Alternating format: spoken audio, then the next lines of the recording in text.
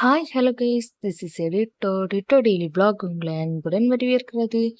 எல்லாரும் எப்படி இருக்கீங்க? நாங்க ரொம்ப நல்லா இருக்கோம். நம்ம சேனலை ஃபர்ஸ்ட் டைமா பார்க்குறதா இருந்தா சப்ஸ்கிரைப் பண்ணிக்கிட்டு பாருங்க. நம்ம ஃபேமிலியில ஜாயின் பண்ணிக்கோங்க. காலையில எழும்பின உடனே பால் காய்ச்சி காஃபி போட்டு குடிக்கலாம் தான் பாலை காய்க்க விட்டேன். கூடவே இந்த சென்னா மசாலா முதல் நாள் நைட்டு ஊற வச்சேன்.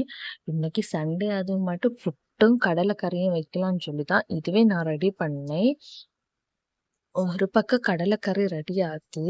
அந்த நேரத்துல நம்ம காஃபி போட்டதை ஹஸ்பண்டுக்கு கொடுத்துட்டு வந்து நானும் ரிலாக்ஸா குடிச்சுக்கிட்டு அதுக்கப்புறம் புட்டு செய்த ப்ரிப்பரேஷனா ஆரம்பிக்கலாம் அப்படின்னு சொல்லி தான் பண்ணினேன்.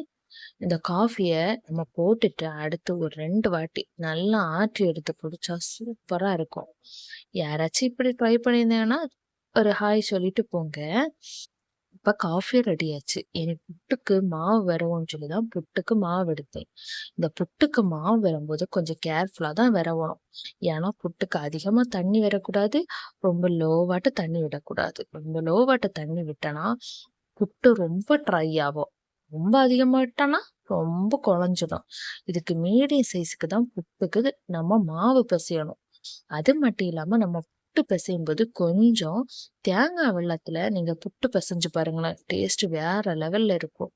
அப்படி இல்லைன்னா கொஞ்சம் சுடு தண்ணி, ரொம்ப சூ ரொம்ப சூடுன்னு வேண்டாம், ஒரு கை பொறுக்கிற சூட்ல கொஞ்சம் மட்டும் இந்த புட்டுல கொஞ்சம் கொஞ்சமா ஆட் பண்ணிக்கிட்டு நல்லா விரசி விட்டுக்கோங்க. பார்க்கும்போதே பக்குவம் தெரியும்னு நான் நினைக்கிறேன்.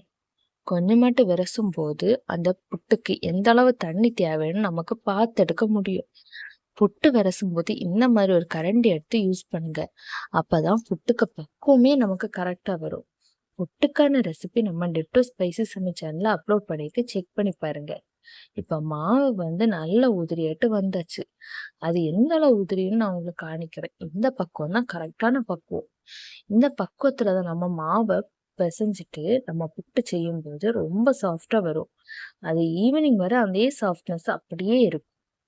இப்ப நம்ம ஒரு புட்டு கலர்ல கொஞ்சமா தேங்காய், அதுக்கு மேல புட்டு, அதுக்கு மேல தேங்காய், அதுக்கு மேல புட்டு, இப்படி இந்த ஆர்டர்ல நம்ம புட்டுக்கு மாவு பிசையணும். இதுவே கறி புட்டுனா நம்ம தேங்காய் போட்டிருக்க இடத்துல கொஞ்சமாட்டு கறியோ, அடுத்து புட்டு, அடுத்து கறி, அடுத்து புட்டு, இப்படி பண்ணுவாங்க. டேஸ்ட் நல்லா இருக்கும். மேரேஜ் ஆனதுக்கு அப்புறம் ஒரு தடவை நான் சாப்பிட்டிருக்கேன். ஆக்சுவலி நான் இதெல்லாம் சாப்பிடும்போது நான் என்ன நினைப்பேன்னா, இப்பதான் இந்த ஃபுட்டு வருது அப்படின்னு. கல்யாணத்துக்கு முன்னாடி இந்த மாதிரி ஃபுட்டு உண்டான்னு எனக்கே தெரியல. ஆனா இப்ப ஹஸ்பண்ட் கூட ஒவ்வொரு கடைக்கு போகும்போது அவர் வெரைட்டி வெரைட்டியாட்டு எனக்கு ஃபுட் வாங்கி தருவாரு. அப்படி எனக்கு தெரிஞ்ச ஃபுட்ல இதுவும் ஒண்ணு. இப்பதான் தோணுது, இதெல்லாம் அப்பமே இருந்திருக்கு. நம்ம பழைய பாட்டிமார காலத்துல எல்லாம் படம் பார்க்கும்போது இந்த மாதிரி ஃபுட்டு இருந்திருக்கு. ஆனா அது பிளாக் அண்ட் ஒயிட் இருக்கும்போது நமக்கு பெருசா அது தெரியல. ஆனா ஒவ்வொரு இடத்துலயும் பார்க்கும்போது இந்த பிளாக் அண்ட் ஒயிட்ல ஓ இதெல்லாம் இருந்திருக்கா அப்படின்னு வியக்க வைக்க தோணுது. அது மட்டும் இல்லாம நம்ம ஹேர் ஸ்ட்ரைட்னர் இருக்கு, இப்பதான் வந்துச்சு அப்படின்னு நம்ம நினைப்போம். ஆனா இது அப்பமே இருந்திருக்கு. அப்பெல்லாம் த்ரெட்டிங் பெருசா கிடையாது. யாராச்சும் ஒரு ஆளு 2 ஆளு தான் பண்ணுவாங்க. ஆனா அந்த த்ரெட்டிங்கே இப்ப அது கொஞ்சம் பிரபலம் ஆயிட்டு தான் வருது. காலையில பிரேக்ஃபாஸ்ட் புட்டும் சின்ன மசாலாவோட முடிச்சுட்டேன். மத்தியானம் லஞ்சுக்கு இந்த மட்டன் பிரியாணி தான் பண்ணலான்னு சொல்லி ஹஸ்பண்ட்ட காலையிலேயே மட்டன் வாங்கிட்டு வர சொன்னேன். அவரும் வாங்கிட்டு வந்தாரு. நான் ஒரு ஆர்வ கோளாறுல மட்டனுக்கு தண்ணி கொஞ்சம் அதிகமா வச்சேன். நம்ம மட்டனோ சிக்கனோ பீஃபோ எது எடுத்தாலும் நம்ம வேக வைக்கும்போது குக்கர்ல வேக வைக்கும்போது மட்டன் போட்டோம்னா அதுல 1/2 கப் தண்ணி இட்டுட்டு தம் போட்டு வேக வைங்க. ஒரு 5 விசில் வச்சாலே டக்குன்னு வெந்து வரும். இது ஏன் நான் சொல்லுதேன்னா, நான் இந்த தடவை வைக்கும்போது தெரியாதனமாட்டு ரொம்ப தண்ணி வச்சுட்டேன். ஆனா மட்டன் வேகவே இல்ல. 10 விசில் வரை அடிச்சு. ஆனா வேகவே இல்ல. அதே என் ஹஸ்பண்ட் சொன்னாங்க, நம்ம நான்வெஜ் எது வாங்கினாலும் கொஞ்சம் தண்ணி குறைவாட்டு விசில் வச்சு எடுங்க. அப்ப நல்லா இருக்கும். அது மட்டும் இல்லாம நம்ம ஒரு பிளைனா குக்கர்ல போட்டு வேக வைக்கிறத விட இஞ்சி பூண்டு போட்டுட்டு அதுல கொஞ்சம் கரம் மசாலா போட்டுட்டு நம்ம வேக வச்சோன்னா இதை விட ஃப்ளேவர் ரொம்ப நல்லா இருக்கும்.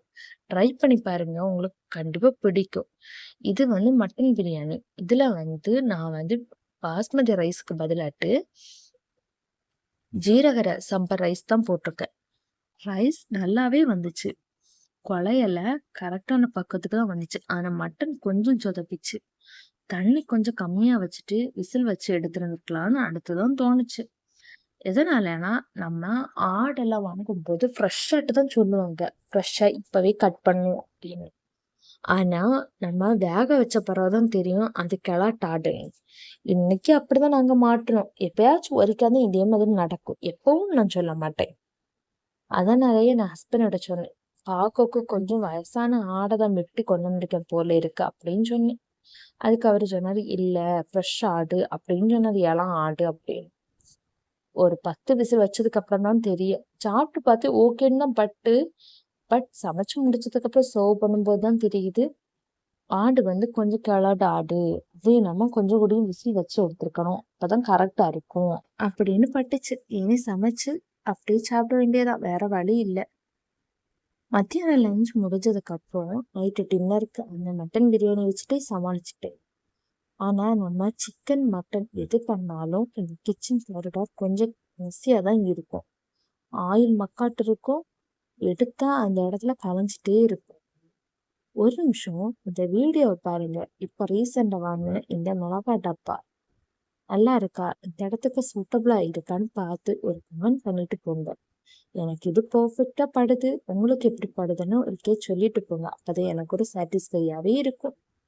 இப்ப இருக்குதா அந்த இடத்துல தூசு எல்லாத்தையும் தட்டி விட்டுக்கிட்டு இதுக்கு ஒரு லெமன் லிக்விட் பண்ணணும். அந்த லிக்விட் வந்து விம் ஜெல்லும் வினிகரும்.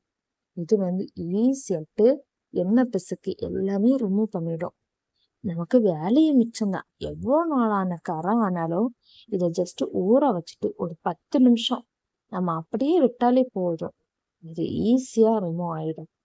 நமக்கு கை வச்சு ரொம்ப நேரம் தேய்க்க வேண்டிய அவசியம் வராது. ஈஸியாட்டும் வேலை முடியும். டைமும் ரொம்ப சேரும். இது ரீசெண்டா தான் கஞ்சி வச்சாப்புல களைஞ்சது. இதுலயும் இது துடைக்க வேண்டியதான்னு சொல்லி மனமடியில தான் நானே கிளீன் பண்ண ஆரம்பிச்சேன்.